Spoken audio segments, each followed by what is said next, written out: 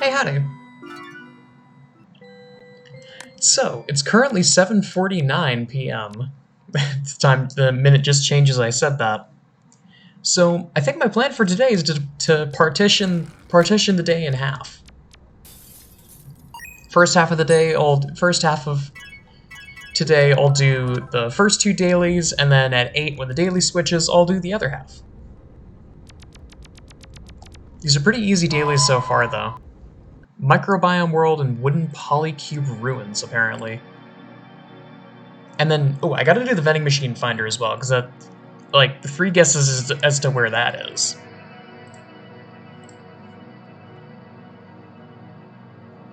But there's been an interesting and kind of concerning development in the world of indie games. That, the super common game engine Unity is rolling out a per-download fee that will take effect on January 1st of 2024. Now, as someone who is consistently drenched in indie games and has kind of a personal stake in the whole scene, this sucks. This sucks a lot. That being said, I don't think it's going to be the end of the world, necessarily. Don't get me wrong. This is obnoxious, and it's a terrible change, and it's going to cause so many problems for so many developers. That being said, Unity is not the only game engine. It's also not the only free game engine. The general options that I always see when I see people make and like distribute indie games, Unity is foremost among them, but I also feel like Unity is kind of a trap in a way, because it lets you easily make a 3D game. It lets you easily make super simple stuff, but because of the nature of the engine, all of it kind of comes out looking the same.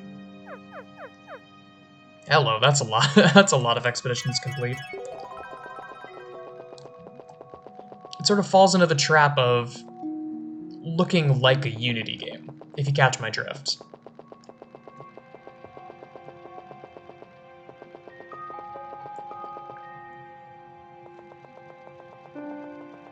Now, there are other options, like the Godot engine, or I guess I don't know if it's the Godot engine or the Godot engine.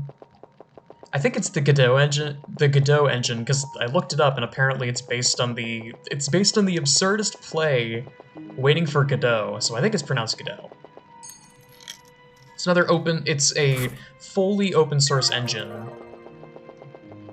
which, I mean, yippee, always happy to see open source.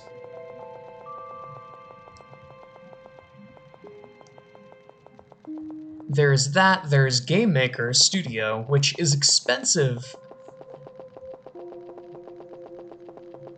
Alright, here's the problem. Game Maker Studio is not only expensive, it has both a runtime fee, and it also is expensive up front to get the engine itself. So it's kind of a rough sell, but if you're willing to fork over the money, it is a good engine.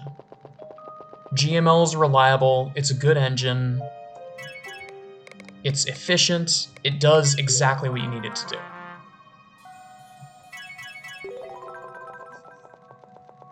There's also RPG Maker, which appeals to a very specific kind of game, but if you can work with it, and work with the hell that is the RPG Maker editor, and deal with things like Rust being the hideous abomination of a programming language that it is, at least when it comes to people who aren't familiar with it, i.e. me.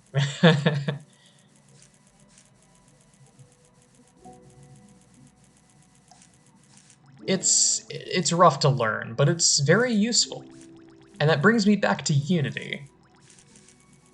It's sort of garnered a reputation over the years as being the sort of like the everyman's game engine. That absolutely anyone can learn Unity, absolutely anyone can make a game.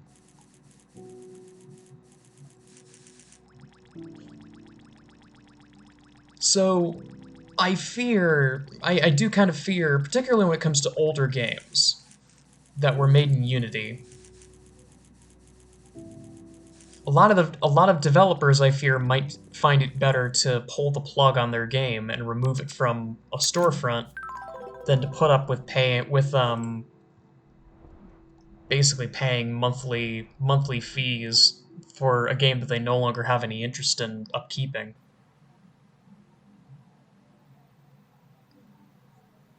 So in summary, it sucks. It sucks a lot, but it's not the end of the world. Also, I don't know why I'm continuing to go along this path, but I guess I have time. I kind of just went along the path without thinking because this path is beautiful. Also, I don't want to be the hindsight is 2020 guy, but I kind of saw this coming. Because to give a little bit of context as to why and I feel like other people should have seen this coming, back in June of last year, the rights to the Unity engine were actually bought by a company. I believe the name of the company was like Iron Source or Iron Forge, something like that.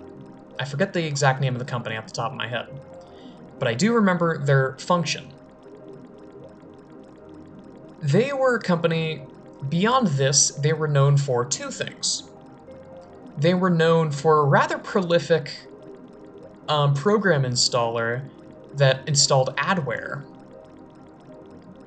And in the modern day, it is,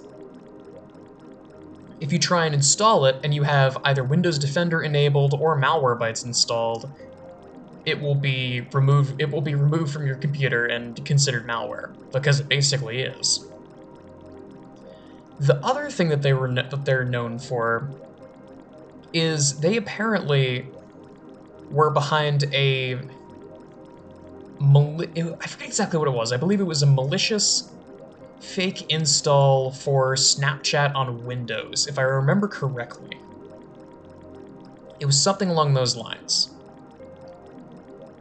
Then they ended up buying Unity, and people got really scared. Because you know how much... Ooh. Little thing.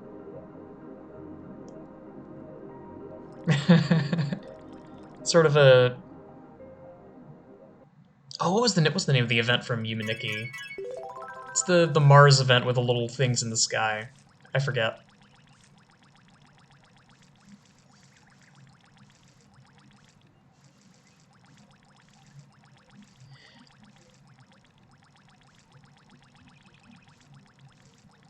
But people got real scared because you know how much adware companies care about consumers, particularly about developers. They do not give a single...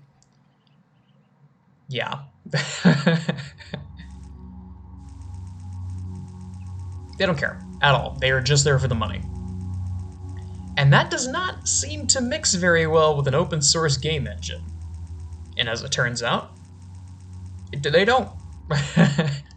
If this is anything to go off of, I don't see good things happening with Unity in the future, because, for one thing, part of the reason why GameMaker does have that runtime fee on its games. GameMaker Studio is one of the most expensive things on Steam, to my memory, because it's just a whole ass program. It's very expensive, and once you paid that, and when you deal with the runtime fee, that is all the payment you have to do. The trouble is that Unity has had that basically a license fee for a while.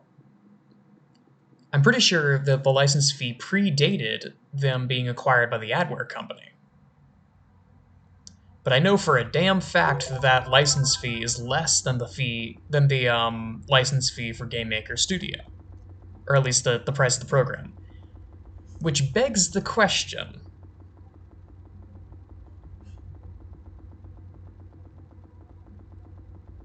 is Unity going to remain the cheaper option of the two?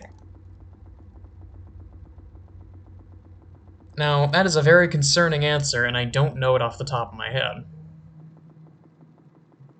But knowing the kind of company that now has control over Unity, I don't have the highest hopes. But whatever. That's my inner pessimist kind of coming out and angrily yelling at the nearest cloud. Changing the subject to something a little bit more interesting, though. I've been learning some computer science theory, and I know this is not interesting to anyone besides me, but I do feel the need to mention it because I think it's cool as hell. What we got? Subconscious Garden and Mini Nexus. Cute. I'll go to Mini Nexus after I go to Lavender Waters, I guess. I'll go to Mini Nexus, and then after I go to Mini Nexus, I'll go to CMYK Tiles World. But DFAs. So DFAs are basically programs that can read and process languages. Now, I mean language in the most primitive sense possible. You just have a series of inputs that can be arranged in some order, and then you return some output. Like, for example, you can make a DFA that, given some random string of letters, A through Z, you could have it return positive if there's a Y in there. Otherwise, it returns false. Or otherwise it returns negative, I guess, in this context.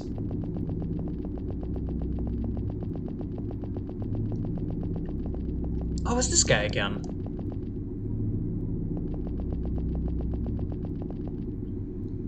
But the thing about DFAs is that not only are they really, really useful for things like electrical engineering, they're also they're known in the business as being,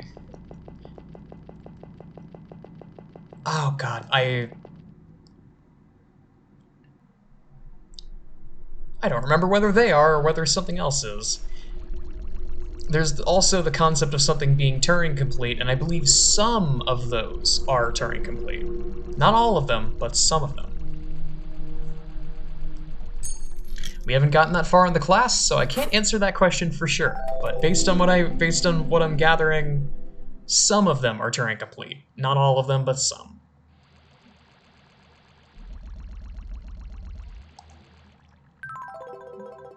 But the reason why they're useful for electrical engineering is that they're really helpful for like simple electronic devices.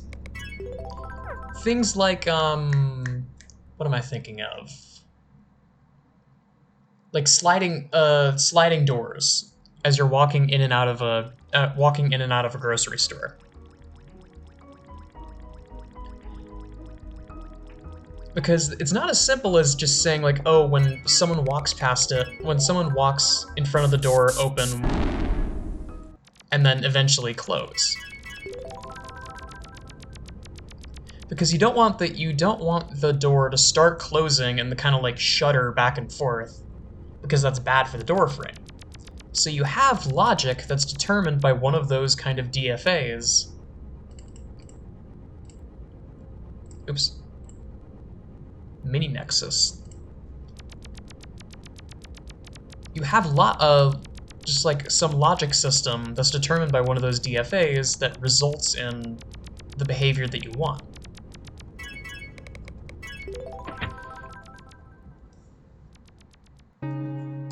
It's really cool.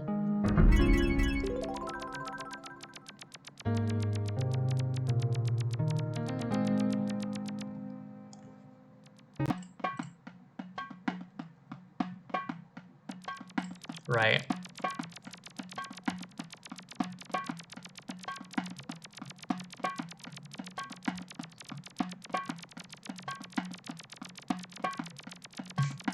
But right now I have two classes that I'm taking, and both of them are like heavy-duty crazy computer classes. Theory of Computer Science is one of them, and the other one is, oh, what's the name of it?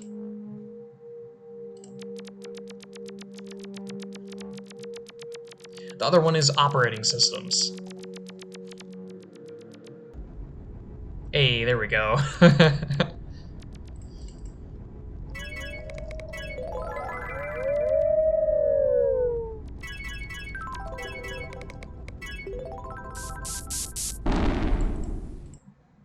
Also, before I forget to mention it, look at this. Sam's been busy, I guess. The screenshots are now there.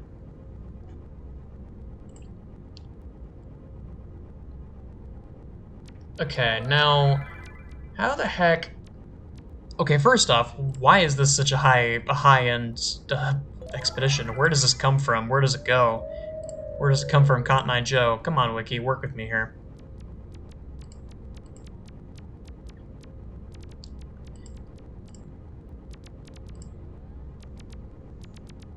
So sketch planes, and there's also I need to get to CMYK Tile World, and I guess I could just keep going along that path. Oh, good grief! No wonder. This is a long path too. Not only is it it's a Rio path, so already these are all really big worlds. But it's also connected to Forgotten Megalopolis, and it's also just huge. A huge path in general. Damn. Okay. CMYK Tiles World.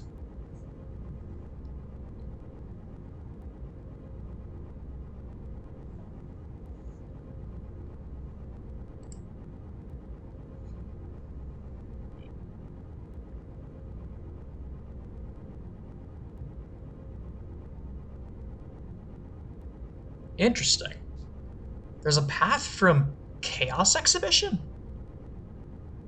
I should have been paying closer attention so I could tell whether or not I had the underground laboratory one unlocked. I guess I guess I go with the Toy World route because that's what I know. Oops, not the mini area, the other area. There you are. What does that say? Cheese House. I don't think I've even seen this before.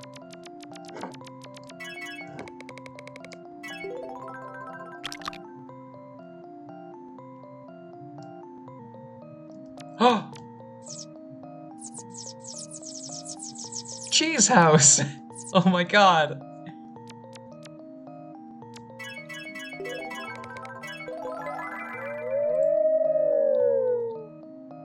Cute. So... Oh, wait. So, hang on. How do I do this? Screenshot's been taken. Oh, I see. And then I can download or save to my screenshots. Oh, cute. And apparently, according to Sam, there was some mention of public screenshots as well. So that's actually kind of a fun addition. Is that a baby shadow lady? Hey, what's up?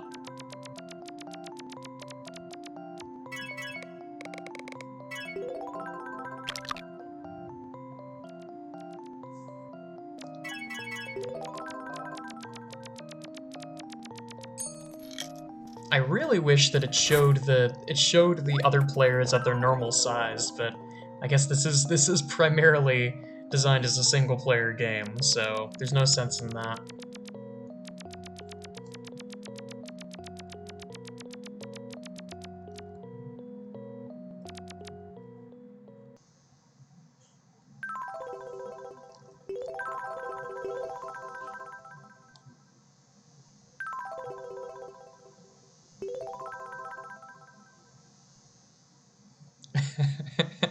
Me when I'm...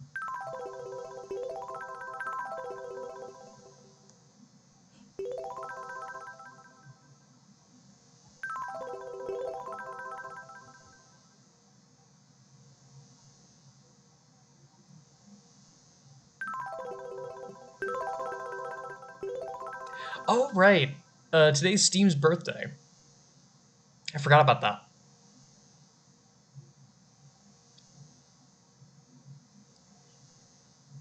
And I gotta say, it's the post was the tiniest bit cringy, but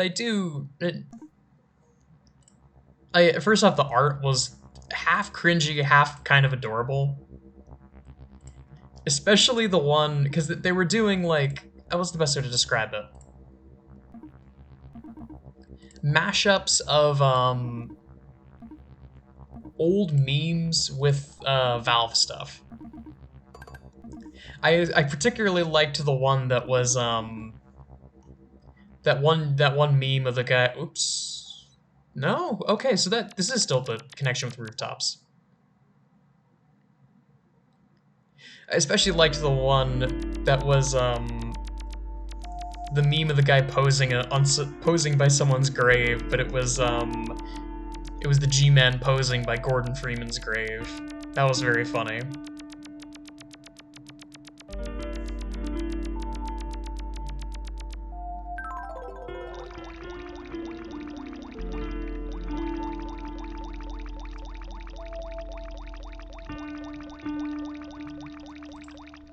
Hang on.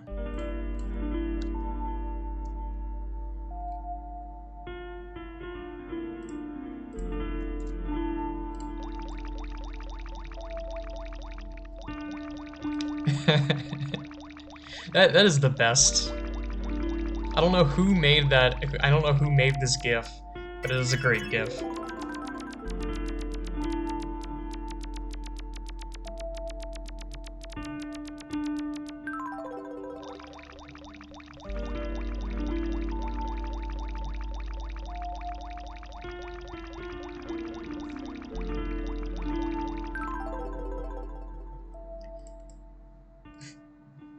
Also, before I forget to mention it, this is episode 222, and I'm playing Yume.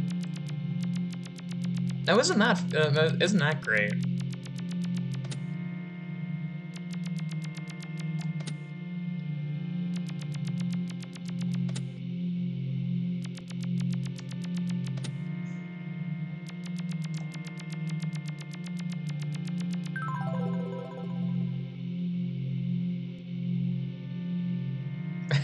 I am the Japan.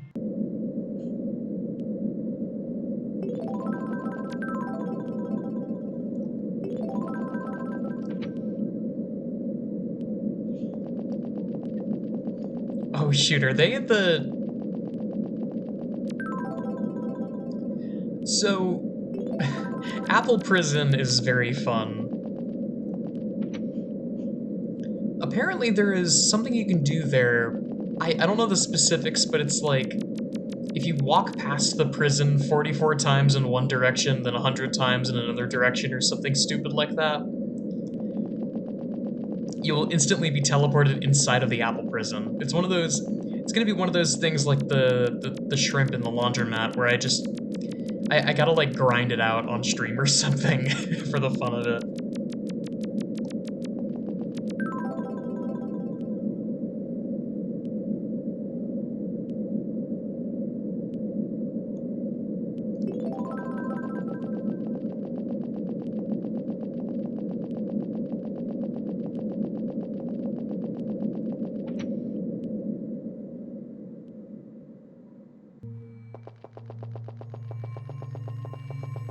Ooh, that's a location I gotta note down. I've never actually been to the Gentle Sea, but maybe, I mean, if that's on the path to Bishop Cathedral, I do have to go to Bishop Cathedral eventually. I've heard that the puzzle there is a headache, but the payoff seems worth it based on what I've seen. You get access to what am I thinking of? You get access to board game islands, and I think a book in the library too? I forget. Board game islands is the thing I'm really excited for, though. I remember seeing Pareko's video about it ages ago at this point.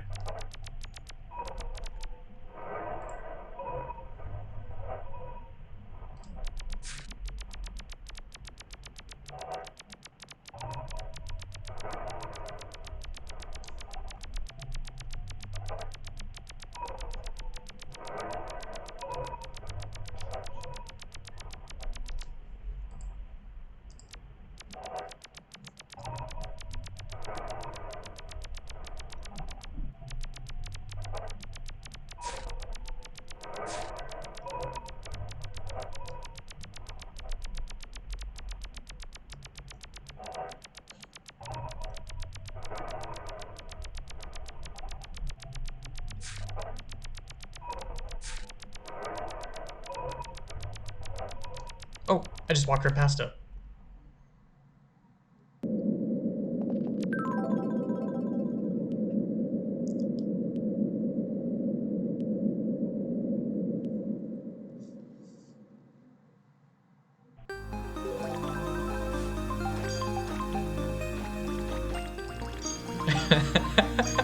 Average day in Florida.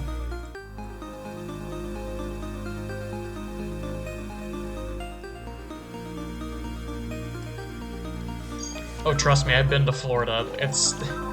There are some places that look better than that, there are some places that look worse than the literal sewer area.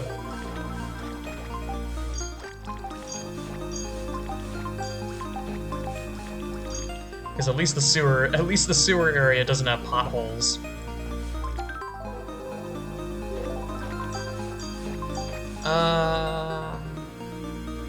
Okay.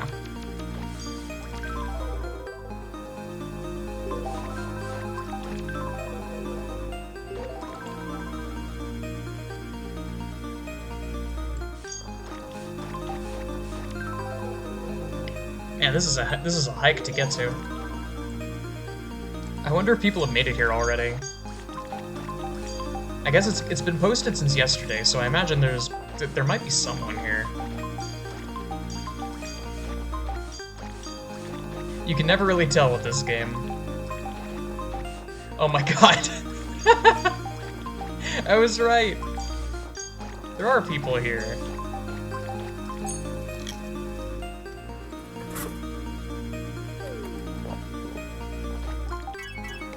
Well, may as well.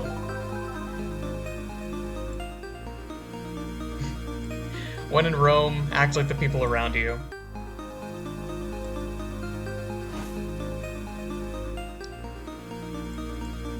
I guess that's all I got for now, all things considered. Thanks so much for watching.